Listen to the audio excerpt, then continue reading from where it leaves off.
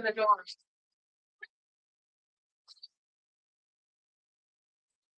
I don't even have electricity down there.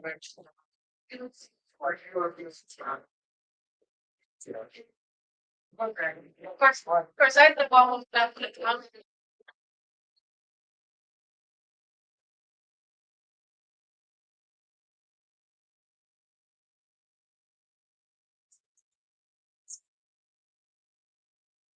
Okay.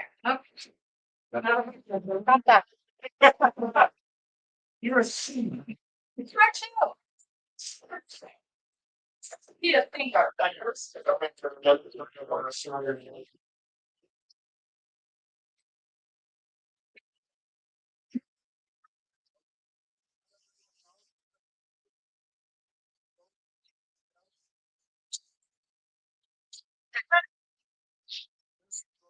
Size, but as a lot of fancy goldfish do, they do have buoyancy problems. So this is probably the way that goldfish will live its life, unfortunately.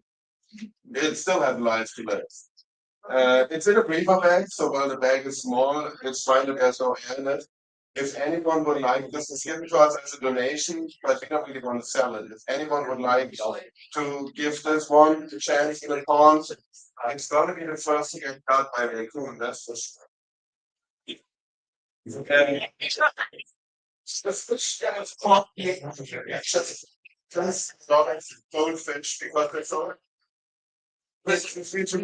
and it will, yeah. So it's that goldfish.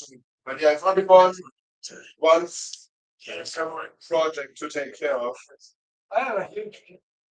Get in a bigger bag. Right in the middle of the This one is free and it gives you a bigger bag too. Get around it.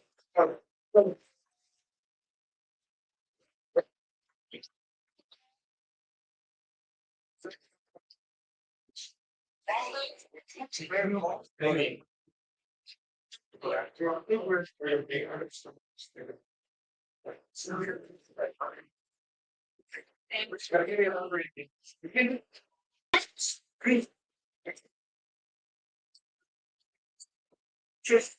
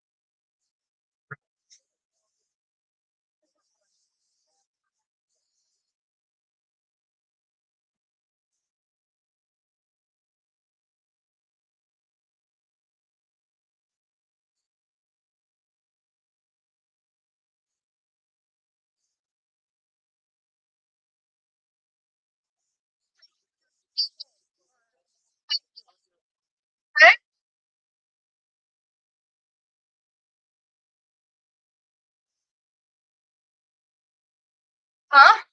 Did you? Yes, I gotta pay for it. There you want. What?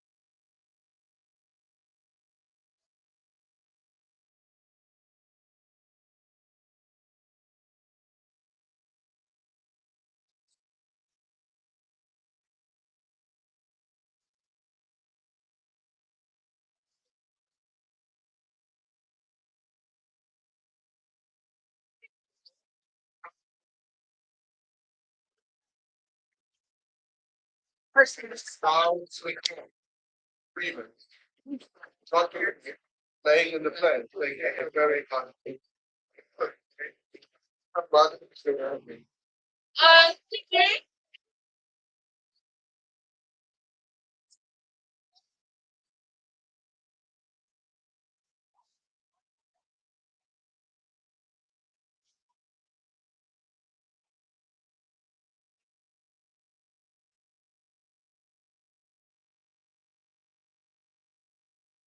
What's that?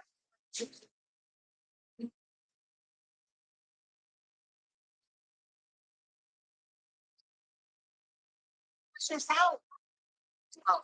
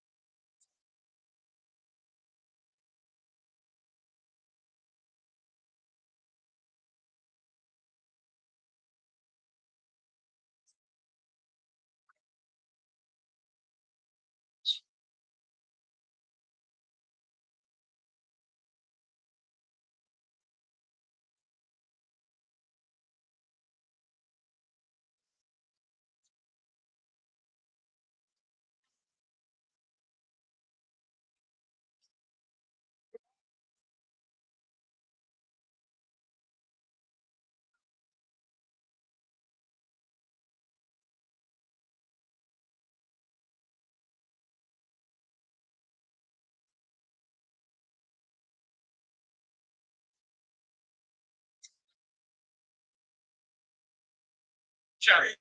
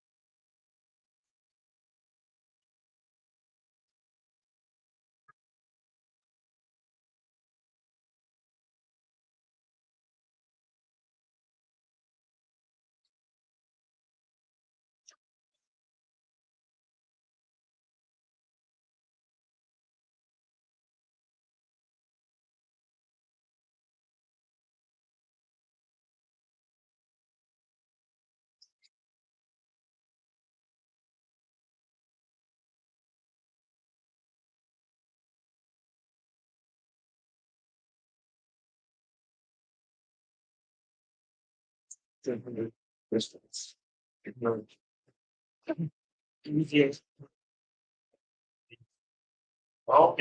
thank you all.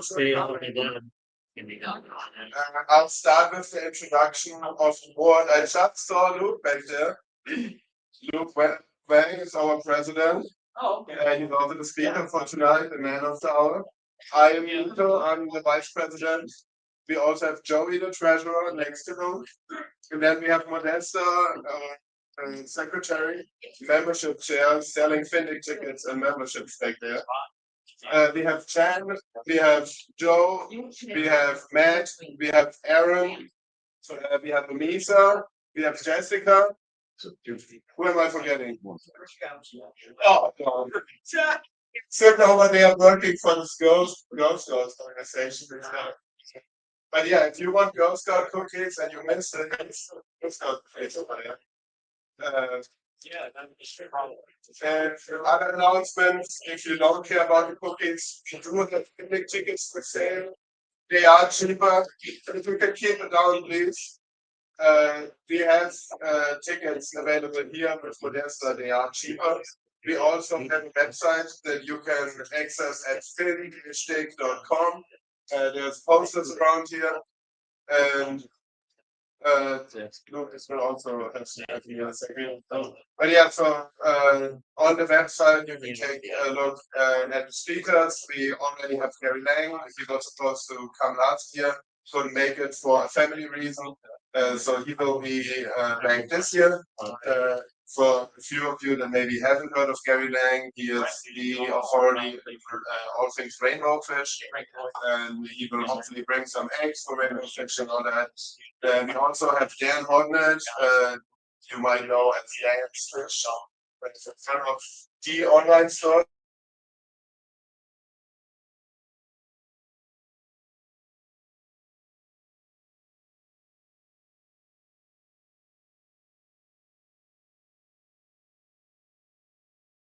But some of his students will be presenting.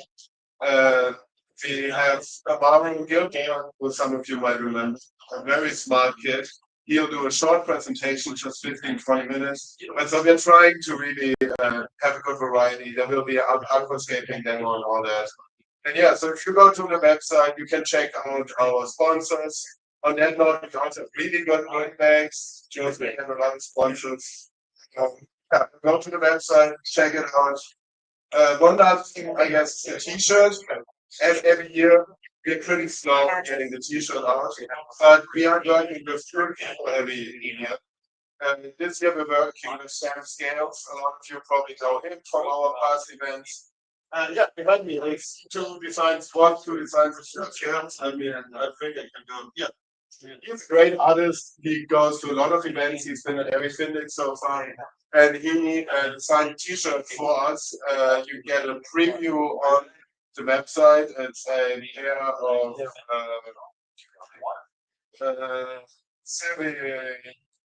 No, maybe see Sylvie. It's a pair of that was not C. Chroma Sylvie. So a pair of really cool fish. There will be a little bit more on it than the current t-shirt. And unlike other t-shirts that the club has done, this Finnic t-shirt will kind of be like what I'm wearing right now. Logo in the front, and a big design on the back. And some of you have been asking for that. So for those people, the Finnic t-shirts will be different. And on that note, I think those were my updates, and I'll ask who is new here, whose first meeting is that? I can see a few hands. Oh, a lot of hands. That's awesome. So I go around and ask if you're too scared to speak up, I'm not gonna force you. Yeah. Start with you. How did you find us? What do you keep? I'm so new. Neo Peridino Debiti shrimp. Okay, you're not that bad if you know. Sure. Keep a skittle tank, and it's very small, 5 gallons, and I have a few chili riscoras just to kind of fill that layer in the tank. But mostly just shrimp, and they're all breeding. My tank parameters are perfect. No snails. Don't want any snails. So My plants sit out for a month in a separate tank before they come into my perfect tank. So You sell yourself short as beginner. Seems like you got quite a bit research done already. in the past. Awesome. Yeah, that's a nice Neo Carolina here today as well. And lots of plants. You just have to continue them for a while. What different something too. Okay, I saw you back there. John Boylan, I've been in the fish hobby for 40-something years. I was out of the East Bay, just back here a couple years down in Florida. And and last time I was here was probably 10 years ago. So I'm just going back and what I'm doing right now is Lots to hear that. And what do you do right now? Okay, I like that answer. Trips. I'm over in Wang, trips, coming to southeast, so. Chili fish, at least also sitting. Rainbows, and like, Okay. What all cool fish, lots of fish and fish. Yeah, that's awesome. And then I saw some more over here. I see you pointed at you and you. How did you find us and what do you keep?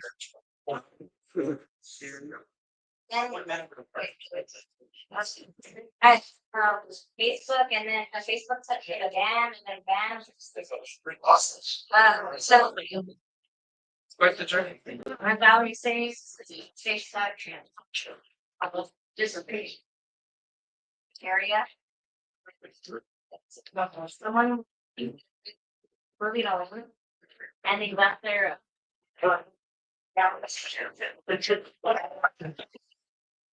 That's 5 gallon tanks you randomly stored. Yeah, they were listening. I got everything except our water. 6 poppers and 2 personal pizzas. 6 poppers and 2 personals. Go. Are they taking? Okay. Right now, my favorite fish in there would be. Thank you. Sorry.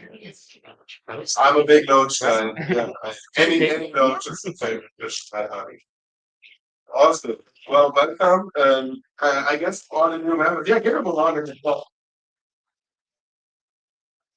If you are new to the area and you want to get to know some fish stores, we do have a raffle over there with gift cards, $20 for the local stores. We have quite a few cool ones here that are also supporting the club. I saw another hand door. Yeah, I'm new too. Awesome. My name's Kevin Howard. I don't have a tank right now, but I'm a gardener. Okay. There's some tanks outside. There's some tanks outside. What means We're gonna have electric work done. okay. Let's see for them. I'm trying to convince you.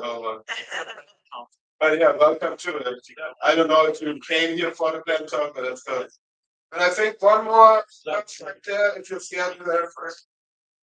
Well, we they never even went to this today. Yeah, I know. They stay there and I'll stay. Right now, I'm keeping the front doors. That's what I've got from most South American cichlids for long gone. Okay. Also, so porridge are probably the most favorite fish in this topic with all my auction prices.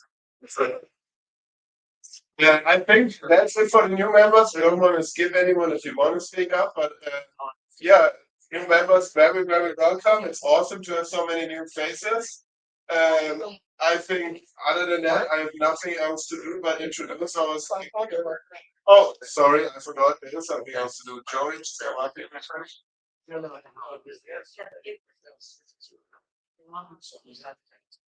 Okay, so these are BAB and HAP awards. Maybe also quick for the new members. BAB and HAP is our breeding award, breeders awards program and horticultural awards program. And you can, when you sell things here, and you can donate them and get them into the program. And so, Joe, you want to? All right, so I have 2 words to present today. I'm gonna start with a beginning level. So I call it Angel.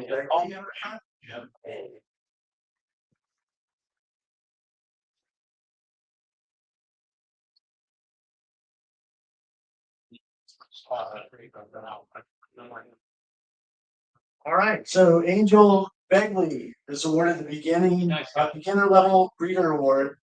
So she has 15 points, just started at the last meeting with her first free donation. So welcome aboard.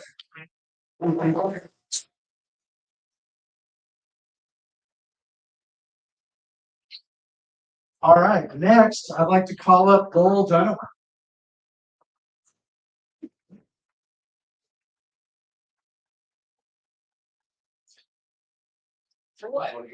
All right, so Lowell Dunaway has advanced to the next level. He is now a novice level breeder.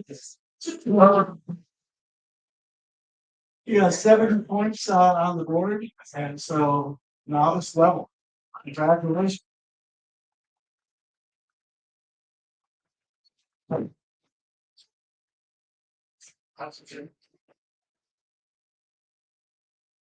Okay, now I'm officially not forgetting anything. One thing I like to say is we're very thankful for Roundtable to let us do this here every month. They sometimes struggle with staffing. They got only 4 people here today, so if your pizza takes a moment longer, the meeting should be long enough, don't worry. Those who haven't them, maybe just buy another drink or something. And now we have the screen behind me, but I'll take the time to introduce Luke once again. Most of you will know him as our president. Most of you will also know that whenever there's a real band in the auction, everyone turns to him and like, "Oh, that's that." So we thought he should probably give us a decent introduction into how to identify. And when the TV cooperates, he will do so and give an introduction to plant identification. That will include a lot of pictures of plants that might be overwhelming, but also some resources that will allow you all to trace back every single thing. And give him a big round of applause, and here's the one.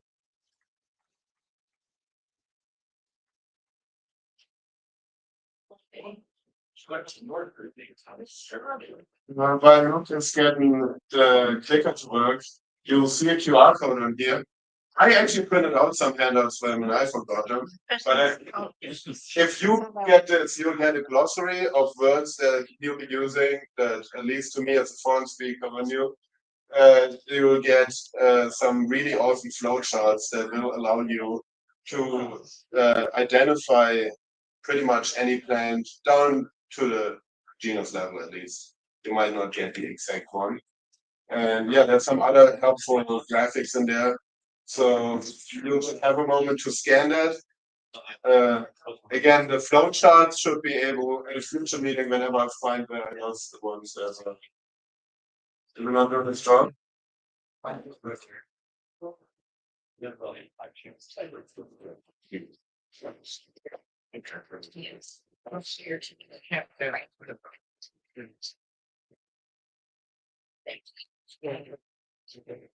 And I'll take that second also to mention the website that we're using to host this document right now is the filming website, and we are still waiting on the security certificate. So you such and say yes to that if your phone's asking you.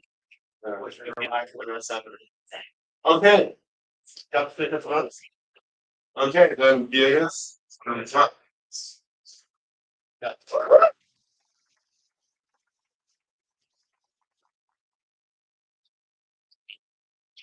Nico gave me a glowing introduction. I just want to say that if I know more than you, it's because I've killed more plants than you. And I want to give the presentation a caveat also. I tailored this to what I think is good for most people at the club level. When you get deeper into it, there are exceptions to all of the rules that I'm going to be talking about today.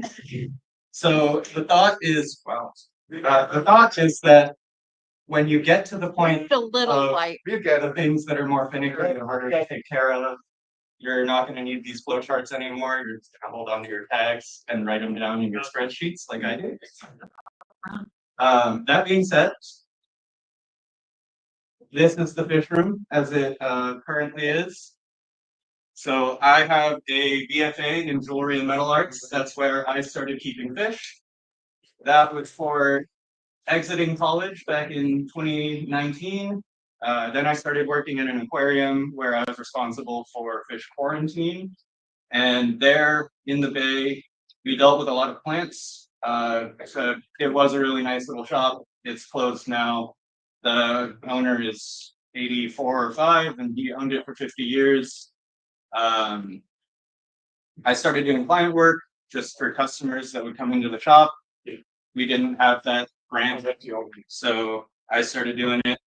And then when I moved back here in 2021, I joined the club. I quickly got pulled into board activities, and this is now my second year as president. So this was the show. When I exited college, it was using as much as possible native fish and plant populations to illustrate enclosed populations of humans in various foreign countries. That came about as a result of US foreign policy in some regard. Here's a look of overview of the tanks. Some more shots of them. So here in Japan, there's a bronze mushroom cloud. This is the Congo, and this is Pogosemon erectus here, which is native to India, representative of the oil and rubber palm that we've been deforesting, the rubber palm that we've been deforesting them with.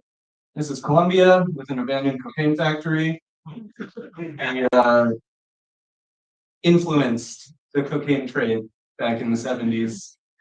This here is Vietnam, and I made some Green Army dudes and fire bombs.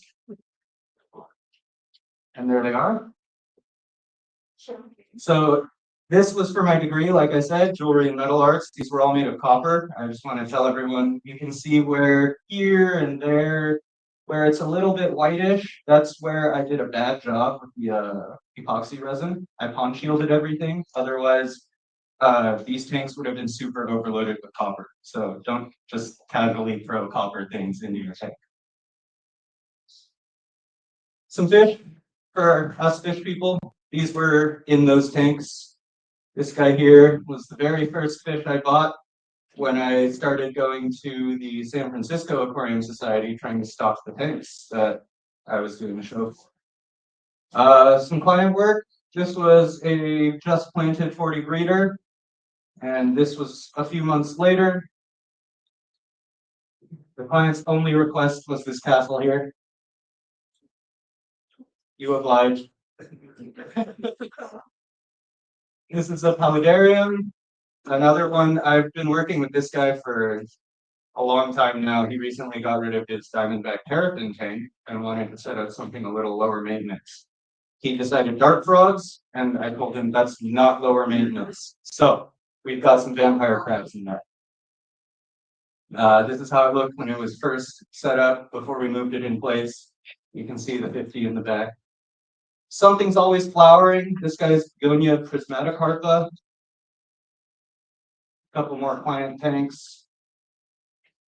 This was a glorious lily at one point. That's about 2 feet. Then we put some terrestrial plants in there and they sucked up all the nutrients, and now it's a lot smaller. This is my favorite aquarium at the Sumida Aquarium in Tokyo. When I was in Japan last year, I really just had a lot of fun looking at all the orchids and random pitcher plants and stuff. So that's a great way to grow some terrestrial plants. Keep the water oxygenated like the aquariums usually are, and most plants are pretty happy with wet feet. I'm pretty bad at getting photos in fish rooms. This is in Pam Chin's fish room at the first Findu. We've come a long way since then. This is the 50-gallon. It's my main display at home. It sits in the living room. It's the only one that I really consider a display that I like to show off. Some other tanks are set up, but they're in various other stages of disrepair. This one is upkept. It's about 10 hours of trimming every week. Oh, wow. I have used myself I have lots of stem plants and they like to grow tall, and so I have to trim them pretty often. Some old photos in the 50s. It's changed a lot over the years.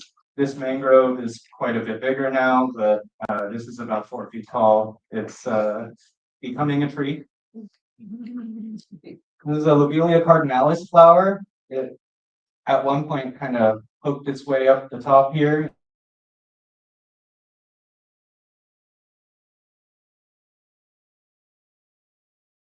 In the back right corner, he grew up. Some old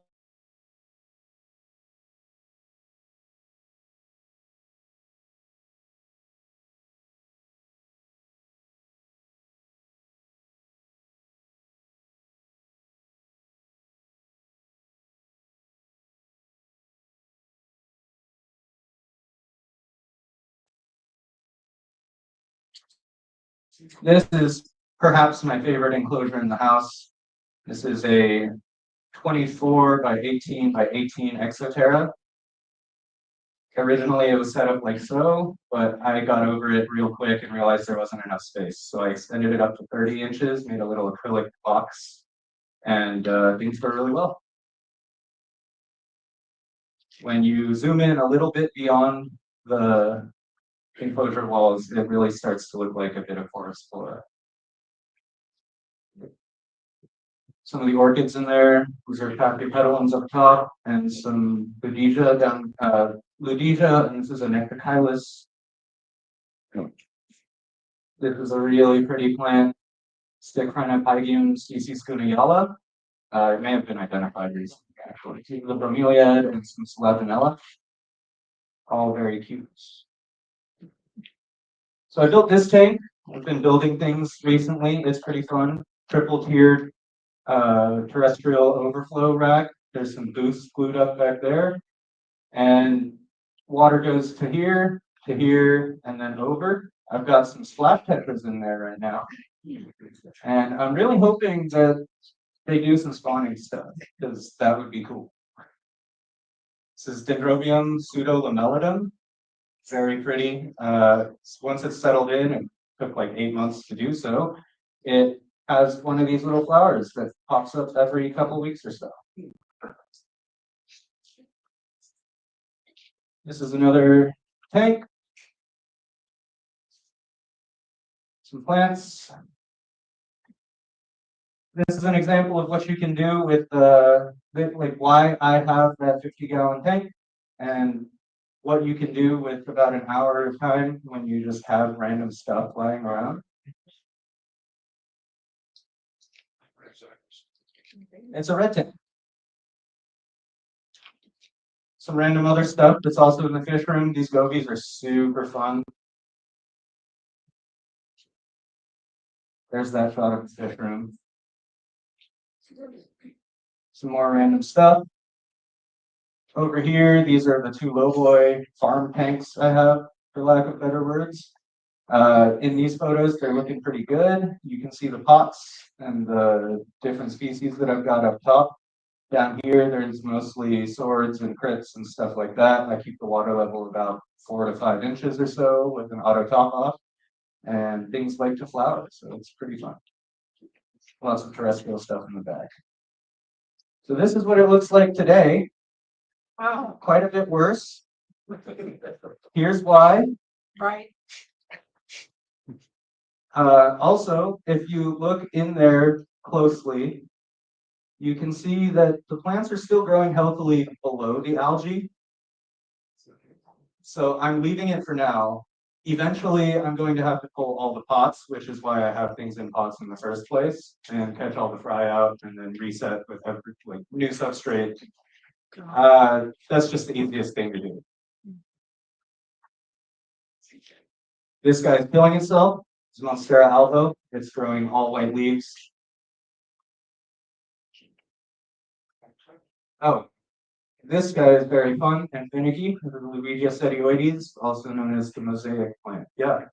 Luke, you said that monster is killing itself. How does that happen? So Monstera alvo is a chimera, basically. Some of the cells are white and they don't produce any chlorophyll. That's why they're white. Most people like to have 50-50 variegation, where half of the leaf is able to still photosynthesize. When it starts growing all white, it just makes no chlorophyll and then it dies. You can see here, there's that tiny little stripe of green right there. That's all that's photosynthesizing on that leaf. Why? Why does it do that? You'd have to ask it. Seems very, It just, some of them do that, some of them turn green, some of them stay nice. It really, yeah. It's an unstable genetic defect is what I've been. So you can kind of predict it by looking at the petiole, which is hidden. If the petiole, or I'm sorry, the rhizome. If keep the 38. If the rhizome is about 50-50, you can expect the leaves to come out 50-50.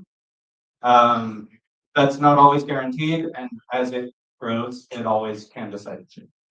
All white plants are like that, unfortunately. So, how do you set up an aquarium? Most of us know how to set up an aquarium for fish.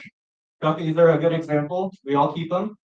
So, these all look pretty standard to everyone, right? Yeah. Does anyone have any questions about fish parameters? We want none of these for fish because we want things to be clean, right? But if we have a plant-focused aquarium, we do need to kind of flip our way of thinking. People disagree on how much, but you do have some ammonia in there. That's okay. Plants like to feed on ammonia at the roots. Nitrate, they need that. And all the other stuff they actually need also. Whatever nutrient is missing is going to equally stop the plant growth. So, like I said, some of us disagree on some numbers, but you want to have some nitrate in there, some source of nitrogen at least. You want to have some phosphate, you want to have some potassium. There are a bunch of micros, you want to have some iron. Everything is necessary for plant growth. If it actually bottoms out, then things tend to not be happy with that. CO2 makes everything easier. When you have a fish aquarium, you choose the plants that seem to do well with the fish. And if they die, so be it, because you're keeping the fish. Well, when you keep plants, you choose the fish that go into the tank with the plants, and if they die, so be it.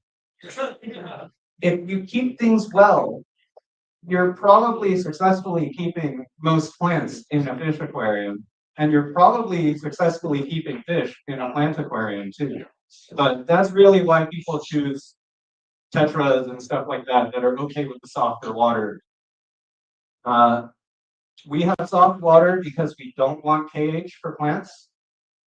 The best way to think about this is that plants like to breathe CO2. Carbonates are CO3, and these similar molecule will gunk up the receptor that the plant has to breathe.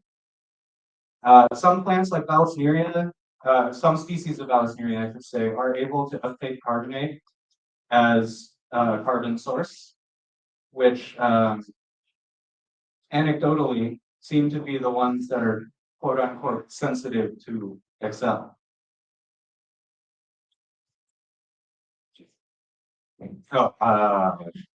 The easiest way to ID things is flowers. That's not the easiest way to grow things. You have to be good enough to get things to flower. I was originally intending on showing a screen recording, but I could not get a video to load into Google Slides. If anybody has any questions about dragging something into Google image search, you can come see me later, but I think you all should be able to do it. Try to take a clear photo of the flower, and oftentimes Google will give you a good result. Sometimes you need to do a bit more searching afterwards, but make sure you get a good photo of these flower parts. We are not really going to be talking about that today, since most of us are going to want to be able to identify things just by looking at what we've got from the store, not growing it out long enough to flower it. But this is in the handout, so it's something that you definitely would want to look at if you're in the position of having a flower. These are the parts of the leaf. So this is going to become important when you are trying to differentiate between species in a genus, more so than what we're talking about today. Petiole is where the leaf connects to the stem. This will be somewhat important in the flowcharts later, but the rest of this is all going to be to distinguish between different species for the most part. Simple and compound leaves, this is an example of a simple leaf. There is one leaf blade that goes along the entire midrib. A compound leaf has multiple sections of leaf blade that go down to a bare midrib. So this is also in the handout. These are some leaf shapes. It's a good thing to be able to have them on hand, but it's not good thing to have to reference, but not really something that's easy to memorize. So roughly in the hobby, we've got 4 categories of plants. That's stems, this is the biggest one. There's epiphytes, which we use the term epiphyte in the hobby for certain plants. It's not technically correct as far as what true epiphytes are, but we'll call them epiphytes. Rosettes, these are basically your swords and crypts. There are others, but those are the ones that most people have. And then you have floaters that float. There's a list here of most of the common genera of stem plants that you'll find in the hobby. So these are what you will probably see if you just walk into any casual fish store. They probably won't have all of them, but they're fairly common. The bold ones are more common. The less bold ones are becoming more common, but most of them only have a few species, if they have more than one, that are available in the hobby. These are the carpeting ones over here. These are some vocab words that are also in the handout. The most important things that we will need for IDing for the sake of today's talk are these here, and these here, and these here. So these are talking about how leaves grow. Alternating means there's one leaf per node. So a node is basically a ring around the stem where the leaves grow on. Alternating leaves, there's 1 per node. Opposite leaves, there are 2 per node. And whorled leaves, there are 3 per node. These are growth patterns. So this is how the leaves grow up the stem as the stem continues to grow. Coiled growth is where leaves come out in a helix pattern. Decussate is right angles, and distichus are very flat plants. And these are just stem shapes. Round is round. Polygonal is also round, but you'll be able to see or feel some ribbing in there. And then quadrangular is roughly square. So it's very important to have a sharp blade. These are the same stem. This is crushed by some old dull scissors. And this is with a fresh razor blade. You can see how different it looks. You can see the square on the inside and the extra flesh around here. But here, it just looks like a crushed oak. Round, quadrangular, polygonal. It's rather difficult to see, but you can see where the ribs go in all around the outside of the stem. And you won't always be able to view things this close up, but if you run your nail gently around the diameter, you should be able to feel some ribbing. Here, this is coiled growth. You can see it makes more or less a full circle with the leaves when you look at it top down. This is decussate. You can see the obvious plus sign. And these Patagogeton are distichus, where they grow flat.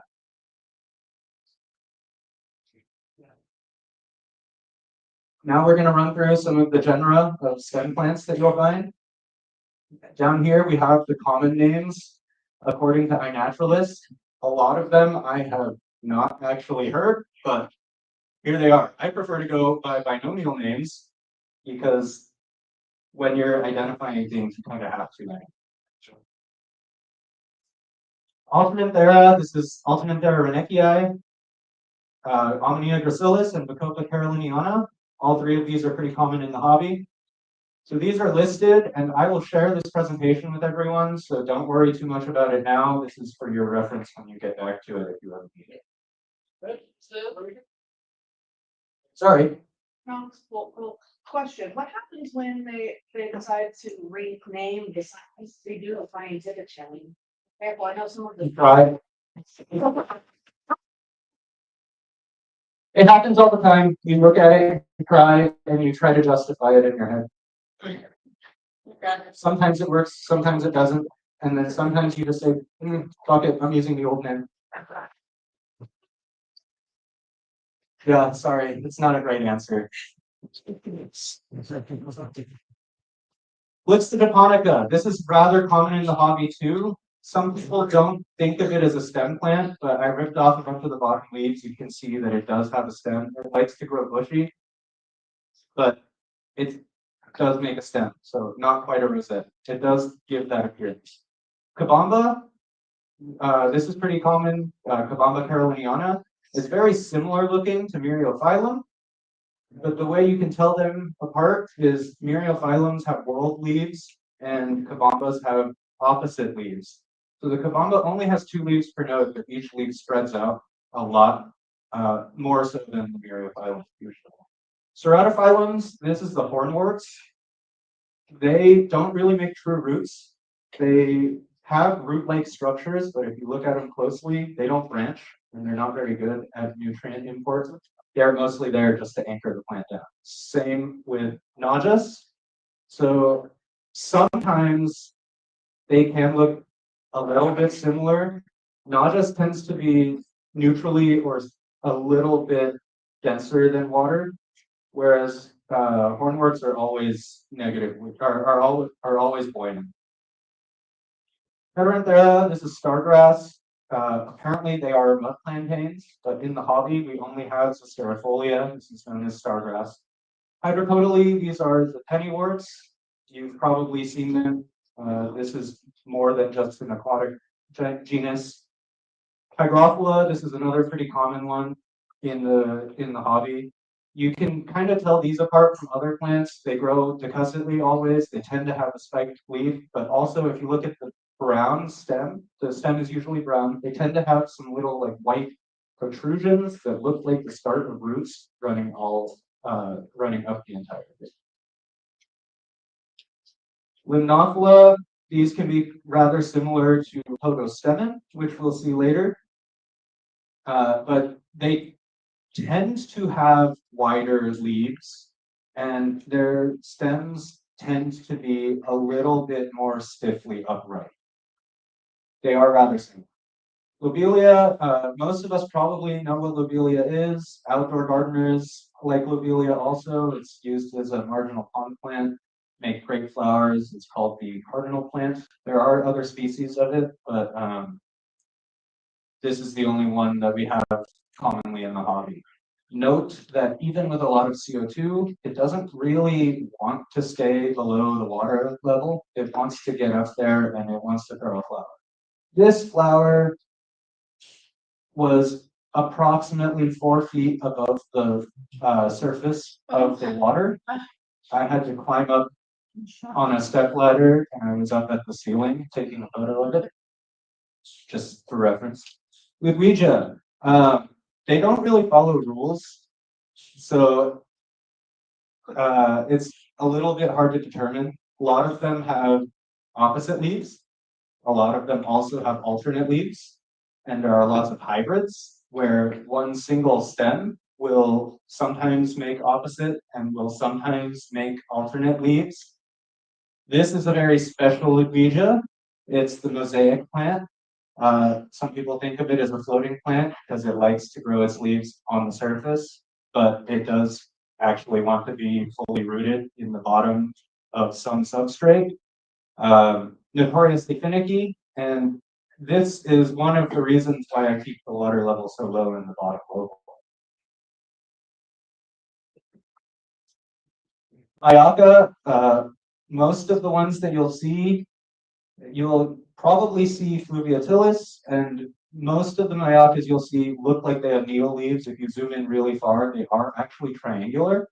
They're very interesting because their leaf blade goes all the way down to the stem.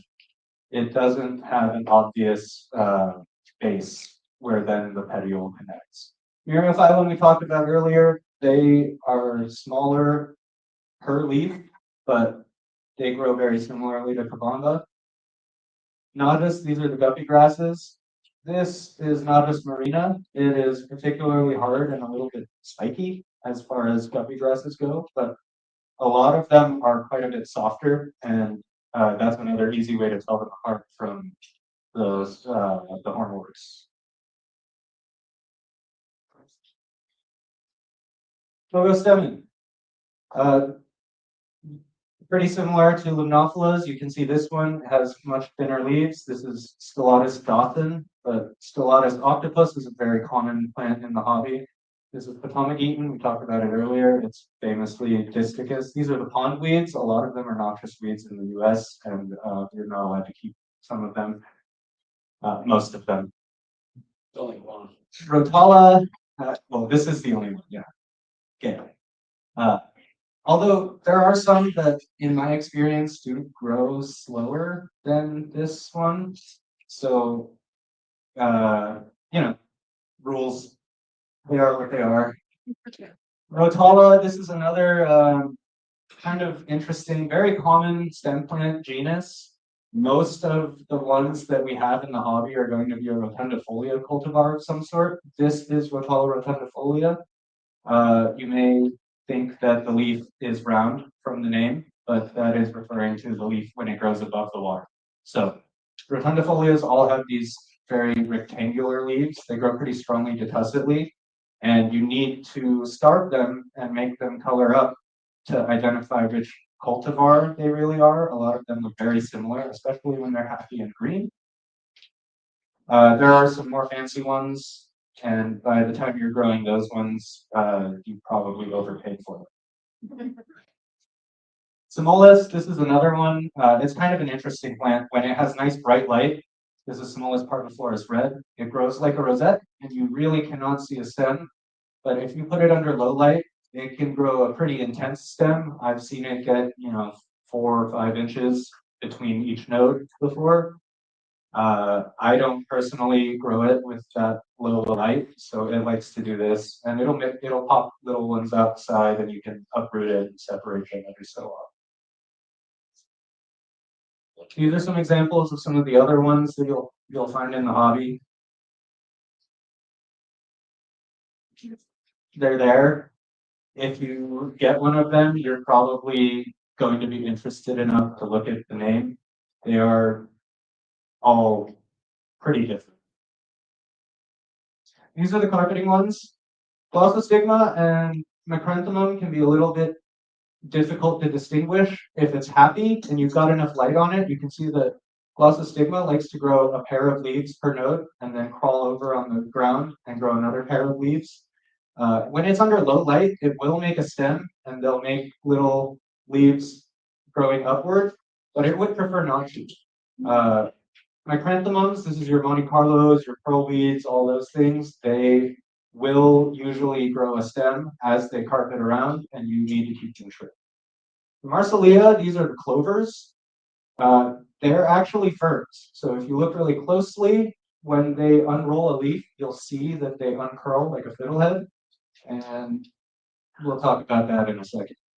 Stargini, this is S. repens. Everyone knows S. repens. Not everyone knows the other ones that exist, but this is going to be the common ones in the hobby, the most common one in the hobby. You need to train it to make it carpet, or you need to blast it with a lot of light.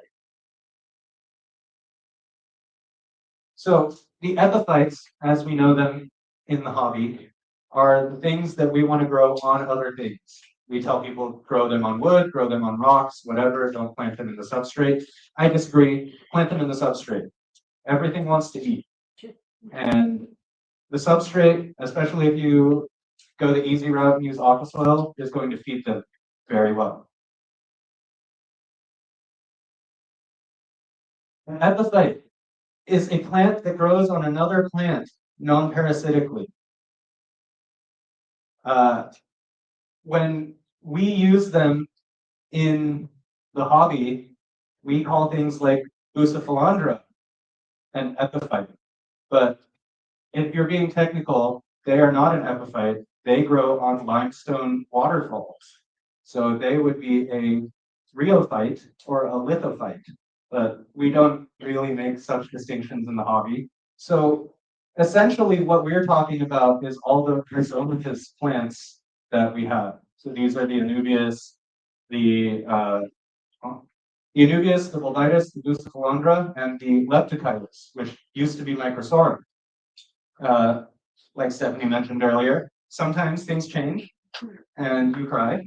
This one kind of makes sense because they're pretty different from all the other microsorums. If you look up pizza 38 and pizza 38 and 32. What is over here? So Anubias. Most of us know what an Anubias is, yes? And most of us know what a Bucephalandra is. They're pretty similar. Pizza 38 still? So the way you tell them apart, specifically, for those that don't know, is usually Anubias will have a smooth leaf margin. That's the edge of the leaf. If you look at it, the narrow way, Anubias will be smooth, whereas Bus will be ruffled. Bus are also a lot more iridescent than Anubias usually are.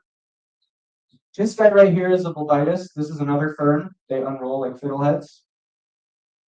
Oh.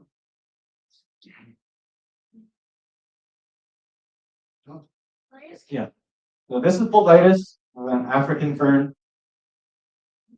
For some reason, this has maintained an insane price in stores. So I always see it for like $20 a pot for some reason, if it's even there. It doesn't grow particularly slowly, but here's a great example of a compound leaf.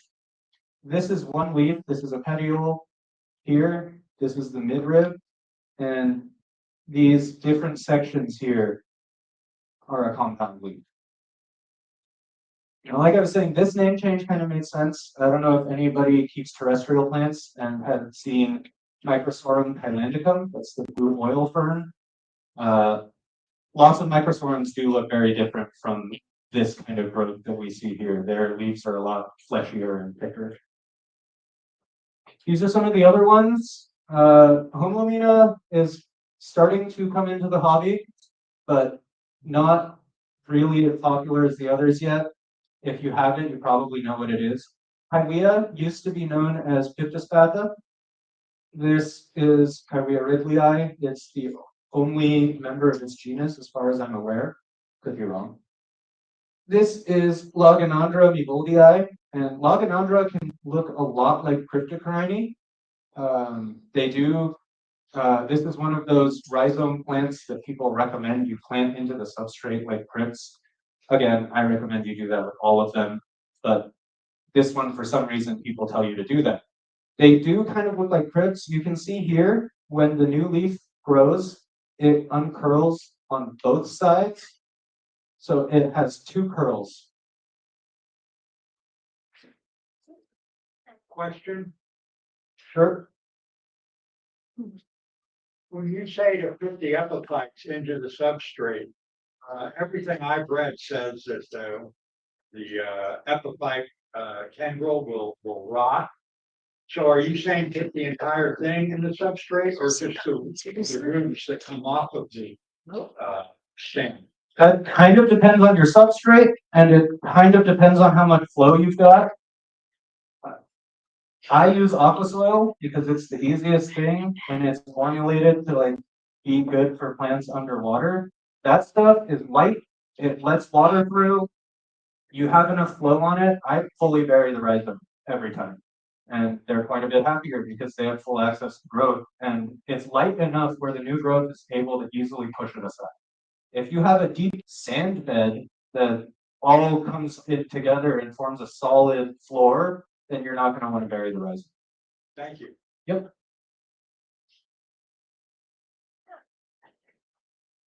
So the rosettes are the last category that I'm going to go in depth on. We have these common ones. Not sure why I left it this late, but this is a detail shot of a bulbitis leaf. That shows what the fiddlehead really is. Fiddlehead is actually a scientific term. It looks like the head of a violin as it unrolls. That's a special characteristic of ferns. So crowns are still a stem. They're just super vertically compressed and you can't see them whatsoever. These two are both for holding nutrients. So the difference between a tuber and a bulb is that a bulb tends to be bigger and it also is the basis of the leaves, as opposed to a tuber, which is a rhizome. Stolons come out above the substrate level, whereas rhizomes grow below the substrate level, if you want to be technical about it. So a lot of our stem plants, or a lot of our carpeting plants are going to be stoloniferous. Ceratopterus is the water sprites. You wouldn't always think about them this way, but they are rosette plants. They are ferns, so you'll see their fiddleheads. And a lot of us like to grow them floating and use their roots as a spawning mat. That's fine. They're pretty happy no matter what you do. Crinums, these are the water onions. Most of us know what crinums are. Calenstratum is pretty common, not cheap, but pretty common, and they get big. 4-foot leaves. There are even bigger ones, but most of them have these ruffles on the margins of their leaves. Some of them are less obvious. Cryptocorini, here this is the most common, the most speciose genus, I should say. You can kind of see not super clearly that this leaf is curled up as a single curl. Echinodorus, these are the swords, another big group of plants that we keep. These guys don't grow a curled leaf. When they grow out, their leaf is flat and open, and it just slowly takes the size that it will become. They don't unfurl the way that Crypt and Lachinodra do. Eriocolons, if you have an eriocolon, you probably got it labeled. In general, something to keep in mind with them, they are one of the plants that really want low KH, 0 KH, but this is a narrow leafed one.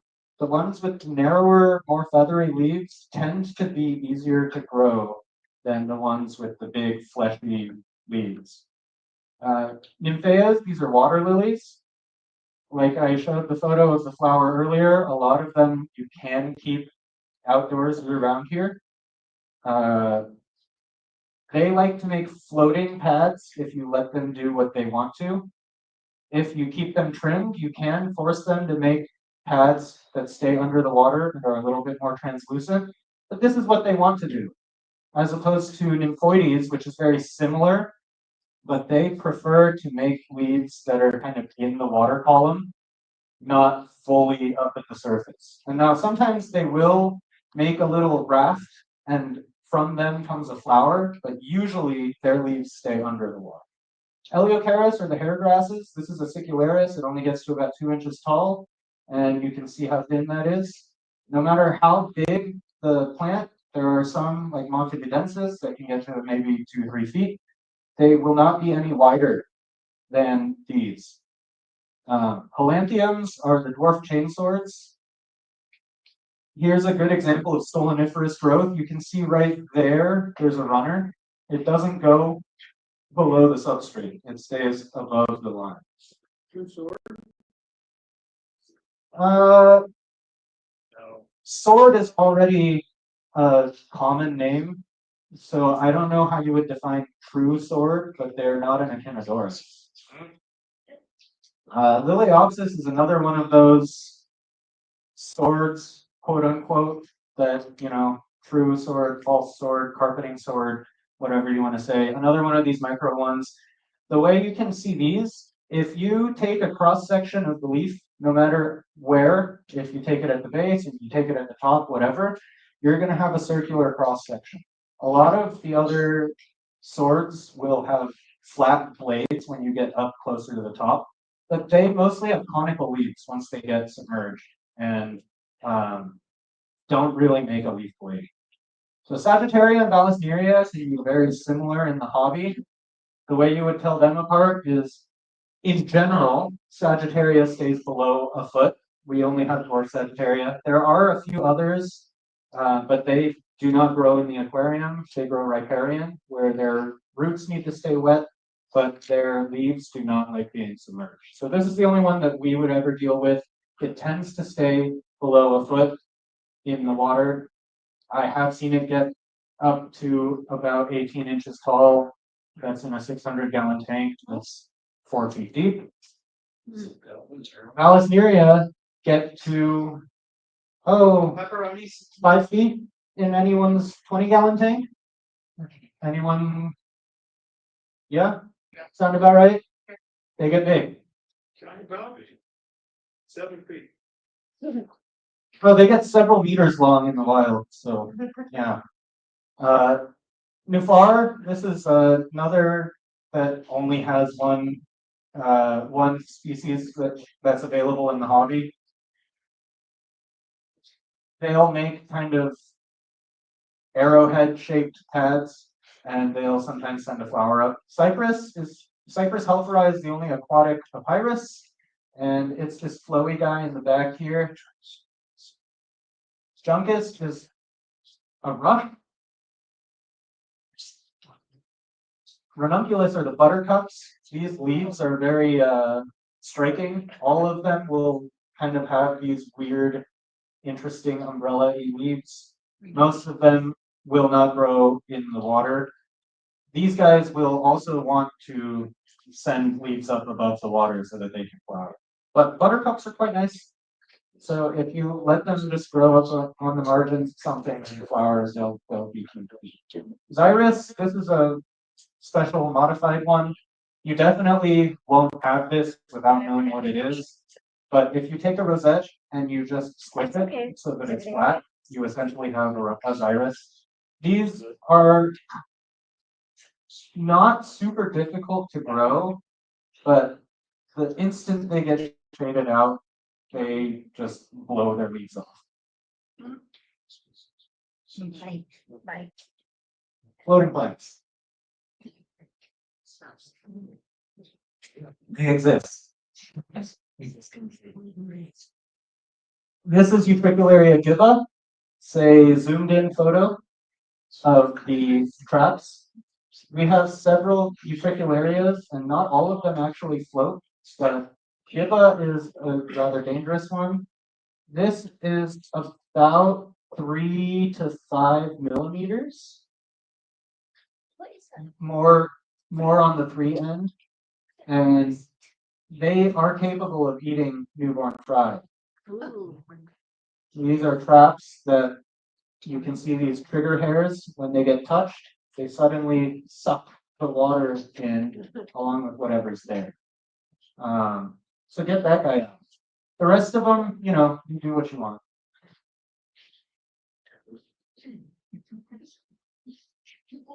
These are the flow charts. You would probably have an easier time just looking at these on your phone. I imagine it's not super clear to everyone. But on the left, we have all the non-stem things. If it's a stem plant, you'll go to this chart here.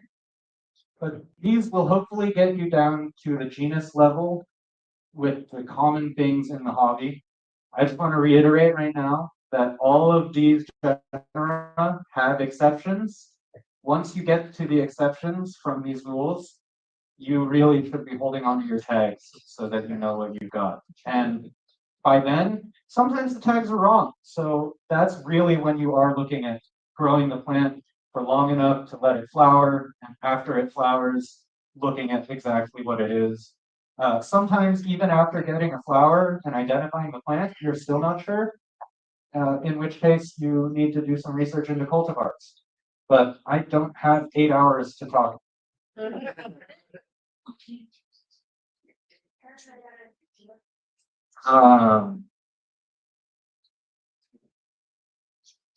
I had a plant that we can hand around if we want to go through the flow chart. Can people actually read this? Anyone who didn't get, did anyone need the QR code again? Let's share it. Right, the youngest guys. Download the thing because and I'm handing out one per table now, so you'll have to share. If you know, try not to it out. I'll be back. Share the whole table. Okay, so I'll leave that up for a second. Hopefully you can scan it. If you need to, you can walk up. It may be a bit too small to scan from the back, I'm not sure. Yes.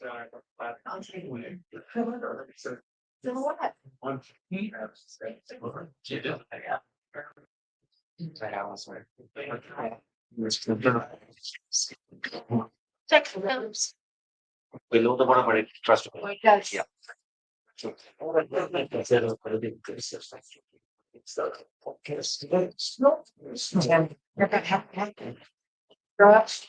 Yeah.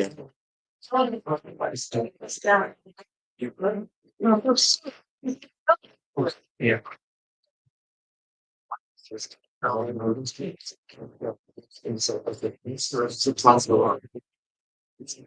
These are all. Yeah. Okay.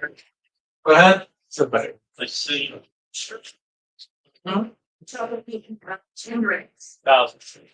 Smack.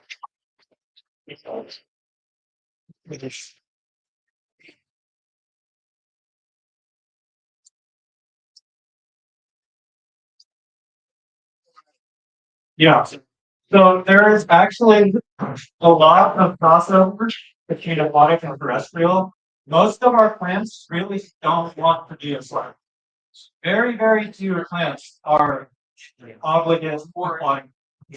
Most of them actually want to be riparian on the edge of a creek or something like that, rooted into the water. But it's really hard to flower under the water because the gametes and the fertilization doesn't really happen so well. So everything when it flowers is going to have to pop up to the top of the water. Most of the things will want to just do it vegetatively. Some like aponegetons, you have aponegetons, aponegetons, stuff like that are obligate underwater where there's beach will do that, but then they'll send a flower up to the surface, they'll do it, and oftentimes they'll just die back for the dry season and come back to the main field in water.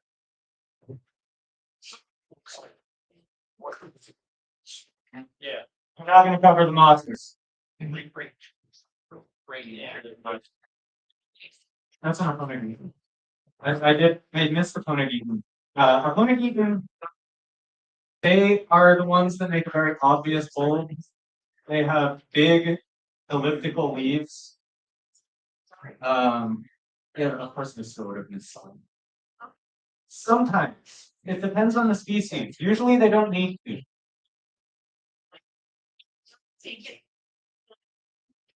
If it doesn't make it after, like if you don't see any leaves after about a week or so, then you pull it out and you give it a smell. If you don't smell it, you can put it back in. If you want to throw up, then maybe don't put it back in. Then you can eat. Sorry? I couldn't tell you which species is the biggest, but they are more than capable of getting to 6 foot diameter, most of them. Has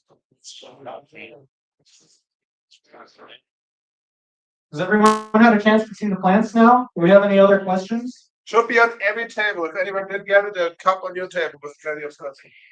All right, so did we, did everyone who needs it open up that code card on their phone?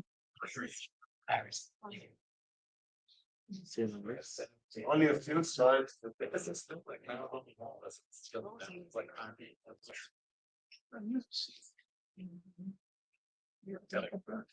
Okay, so we'll run through it. With the plant that I brought, we're just gonna skip this whole chart, yeah? We can see that it has a stem. So from having a stem, we go to here. I don't know if anyone can read that. It says it doesn't make obvious roots. So this is what I was talking about earlier with the nodus and the ceratophyllum, the guppy grass and the hornwort not making roots. They're down here, slightly buoyant. So we'll skip that. The next thing that we have is stem is vertically compressed. So this is going to take out the Simolis and the Blixa. Here, Simolis and Blixa, and we'll go down to here. That says stem is flexible. That really means when you pull it out of the water, does it want to hold itself up or will it flop over? After you've had plants out of the water for a while, they will kind of reach for the light. So if you have stems sitting down, after a while they tend to turn and they'll be bent. That's not what I'm talking about. When they can hold whatever shape they are when you pick them up, that's stiff versus flexible. So this is a rather stiff leaf. We are gonna go down here. Stiff stem. So down here is the rigid stem. Here we've got the stem is round. And then we'll go over here. It has opposite leaves.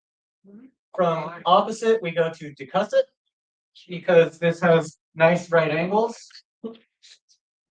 And it does not carpet. It's a single one. So here we arrive at the copa. We've done it. You can all do it now. It's easy. Congrats, everybody. Thank you all. That's the end here. Do we have any further questions before I finish up? Yeah. Does the soil ever seconds and or go in place? So I brought two scapes to be auctioned off today. One of them has been that way since 2021. And one of them has been that way since 2024. The new one has worse aqua soil because I've messed around with it more. The one from 2021 still has perfectly intact granules of aqua. So it really depends on your situation. In terms of it running out, as long as you're fertilizing, it should continue to do its job and pull some amount of that fertilizer in and keep giving it to your plants. If you are smashing it and stuff like that, eventually you're going to need to suck out some of that dust and replace it. But I wouldn't ever take it out and put more things. Yeah. I've read that duckweed is impossible to get rid of in your tank. But it seems often, do you have to do more than just get a net and take it out? No, as long as you can do it, you just gotta do it multiple times because you're not gonna get all of it on your first try. No matter how hard you try, you won't get all of it on your first go around. So if you come back the next day, I do it twice a day if I ever need to. For the past 8 years, I've managed to not have duckweed, save for one minor thing that someone I considered a friend brought in. I saw him find it, broke down his fish room. There was one little hidden tank in the back, and he looked like he just found For the a record- dead fish. I have no friends. If you bring me duckweed, you are my enemy. No, thank you. Yeah, Just, if you want some tips on getting rid of duckweed, come talk to me, cause I just did it in my 9 tanks and I have no duckweed. So come talk to me. Congratulations. Thank you, thank you. okay, be consistent about it. Within 3 days, you'll get rid of this. I've done it at the shop. I learned how to do it at the shop, so I didn't need to do it at home. I'm sorry? About the duckweed, how to get rid of it? Net it out twice a day, be consistent about it, and you'll get rid of it within 3 to 5 days. You just gotta keep on doing the work. Or, you know, you can drain the tank and fill it up with Excel, Huh? pure Excel, and things will die. Or just, hi, how you doing? Anything else? Oh, so many duckweed questions. No. Alright, well, Duckweed on the flow chart. it's not. Do you want me to go back to the floating plants slide? Did we not, was that not clear enough for everybody? We see how I view them, huh? Hey, I support the ducks. They're getting rid of the duckweed. Alright, well, anyways, thank you to Lowell. He's in the back here. We're really good job. Unfortunately, TV is not doing those shots justice. But that's okay. Nico's given me a lot of technical support. Things went wrong. My keyboard crapped out. My trackpad crapped out. Handouts almost happened.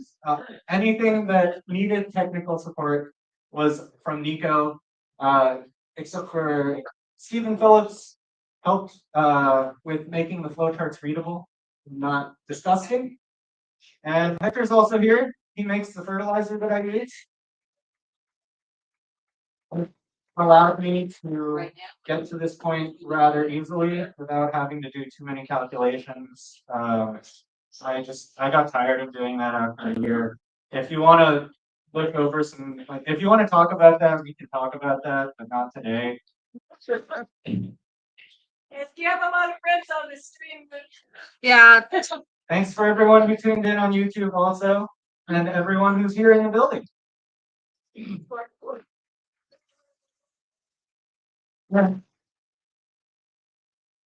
One last thing before I get out of here for today.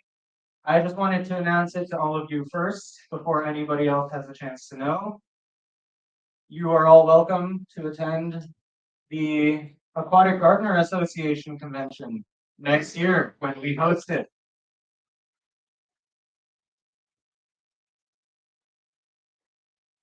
I'm really proud of us for having gotten to this point. You know, 3 years ago when I first started working with the board and like doing the stuff here, we kind of talked about it. Recently we had lost the ACA convention because COVID had just happened, it got canceled. Is that 29? Pizza 29? Or 39, sorry. 39?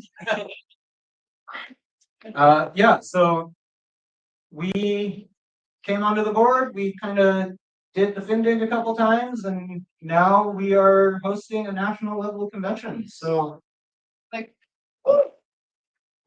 we'll have to just it's looking like you will do a tandem. Is there a date? Yeah. Probably late spring, just like Findig this year, but there is not a date. Look forward to more news coming soon. Expect us to work with Findig. In what exact form, if this is hosted by Findig or with Findig, or this is the aquascaping plant side of Findig, it's gonna be something in that direction. Watch that newsletter. We'll announce it as soon as we have more in. Yeah, if you want to Will be volunteer, volunteers. let us know. Thank you all so much.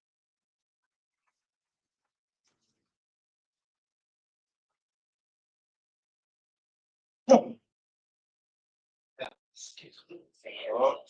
stocking caps, tango. Thank you again, Luke. I think if you don't understand everything that we just talked about, it gives you a bit more of an appreciation. And when the coach is not to look and you're like, hey, what is this plan? That flowchart goes through his head. Just be aware of that. Before we go on the break and then have the auction, I just wanted to also say a big thank you to someone who's not here today, but that person is Tony Griffiths. He's been a board member for many years and especially for 18 years, which is an insanely long time to be active in any position in any club. He was our webmaster. And he recently retired. He had been looking to retire for a while from that position, but it was a very custom website and we needed him. And so, yeah, even though he's not here, big round of applause to Tony. He also was quite nice blends. If he breaks it, always a big bunch. And yeah, again, for any new people or anyone who's interested, we have a raffle over there. We have full gift cards of local prizes. And then we need June Baker, Darrella, Daryl and Amy. Oh, that makes more sense. Sorry, real quick, I'm gonna hand this bag around. You guys wanna put that Joba back in here? We'll put it on the donation table to go. Hey, I'll try the names again. June Baker, Daryl and Amy Haggard, and Krista Jeremiah. If any of you are here, see Modesta in the back. I assume she's got your membership cards. Okay, so that's again, check out the dry goods auction over there. That will not be included in the main auction. Check out raffle check. See you back in 15 minutes with the auction.